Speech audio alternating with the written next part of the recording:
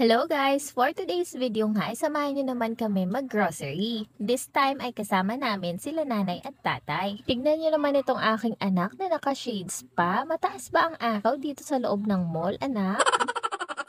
At ayan na nga, for the pili na ng baon si Kuya Jace. Pambaon lang naman talaga ni Kuya Jace yung ginagrocery namin at gatas and diaper ni baby. Si mama kasi yung nag-grocery ng para sa bahay. Kanya-kanya kasi kaming toka sa bahay. Nakakatuwa nga si Kuya Jace kasi pag may nakuha na siya, ibabalik pa niya pag may nakita siya na mas gusto niya. Namimili talaga siya kung ano yung kakainin niya kasi sabi ko sa kanila, yung kinakain talaga nila yung bilhin nila. May mga time kasi na hindi nila nagugustuhan yung binibili nila. Kaya minsan nagagalit ako kasi nasasayang. Eto nga pala si nanay, ayan, busy-busy mamili. Sobrang dami niyang pinamili, gabi. Mapapasana all ka na lang talaga.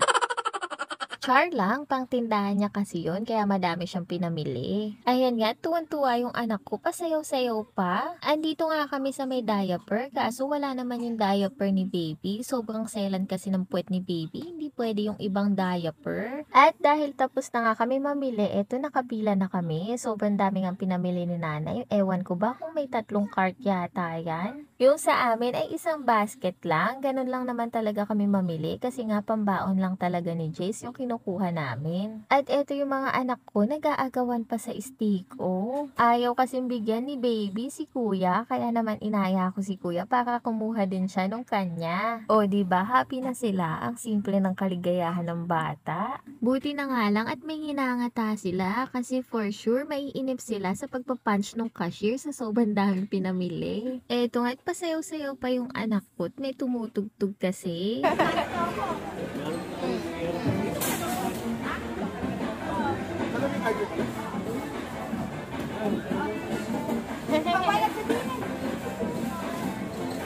Tama na nga yan at baka maka-copyright pa tayo. Eto nga't mag-aala Spider-Man naman siya pagkatapos niyang sumayaw. At dahil nga nainip na din kami ay sinamahan muna namin si tatay na magpa-check up ng mata niya. Magpapagawa na nga din siya ng salamin dahil baka nabago na yung grado ng mata niya. Binili na nga din muna sila ng pagkain ni nanay para hindi sila mainip. Pagkatapos ay bumalik na din kami sa grocery para magbayad na. Price reveal ng pinamili ni nanay. O diba ang bongga? Sana all na lang talaga. At ayan nga, nakabox na lahat ng pinamili namin. Huy, isang box lang yun sa amin dyan.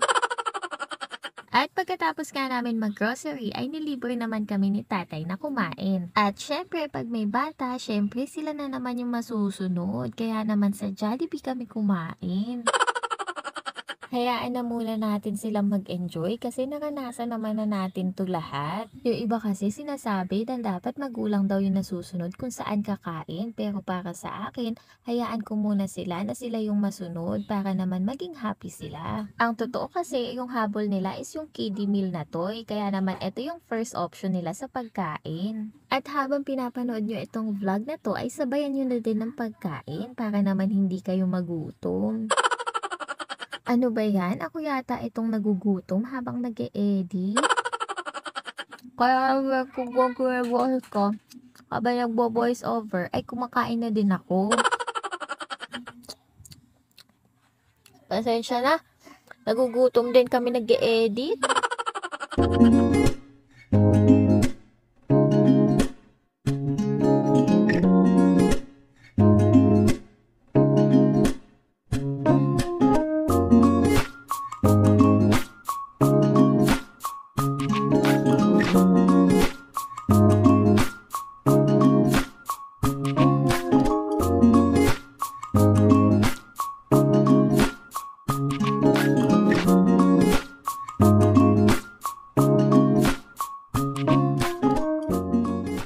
Excuse me nga po at busog na ako.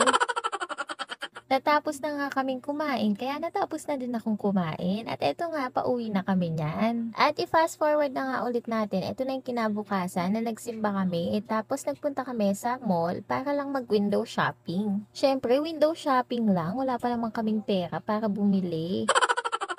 Fast forward na nga ulit at andito na kami sa bahay. Ayan, may dumaan na namang ice scramble. Kaya for the kain na naman kami ng ice scramble. Nakahiligan na nga namin bumili ng ice scramble kasi naman daan ng daan itong si Manong.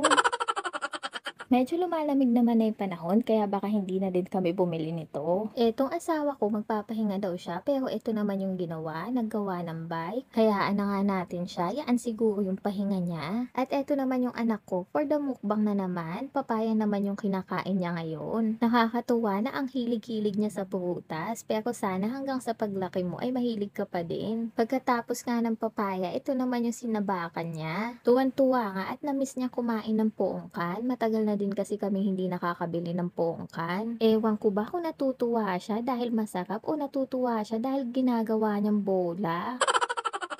Nalamog na talaga yung pongkan. Buti na lang talaga at natutuwa ako sa'yo dahil kumakain ka ng prutas. Kung hindi, naku, lagot ka sa akin. Mahirap din kasi pagalitan itong si baby. Dito ko nga naranasan sa kanya yung gentle parenting. May ganun talagang bata, kailangan mas mahinahon mong sasabihin para masumunod siya. Kasi kung galit ka, ay hindi ka niya susundin. Hindi katulad ng kuya niya na kailangan sigaw-sigawan mo muna bago sumunod. Ganito kasi yung itsura niya pag napapagalitan, ayan, nagtatampo talaga siya. Pero pag maayos mo sasabihin sa kanya, masusundin ka niya. Kaya magkakaiba talaga yung mga bata. Huwag natin husgahan yung mga magulang na sumisigaw at yung mga magulang naman na gentle. Depende din talaga sa bata kung paano mo sila didisiplinahin. Kaya naman saludo ko sa mga nanay at tatay dyan na kayang disiplinahin yung mga anak nila. Ang hirap pala talagang maging magulang. Akala ko noon mapalaki mo lang sila ay okay na. Ibang-iba pala talaga pag nasa sitwasyon ka na. Kaya naman laban lang sa katulad kong magulang na nag-i-struggle kung paano didisiplinahin yung anak nila. Kaya natin yan, magagawa din natin yan.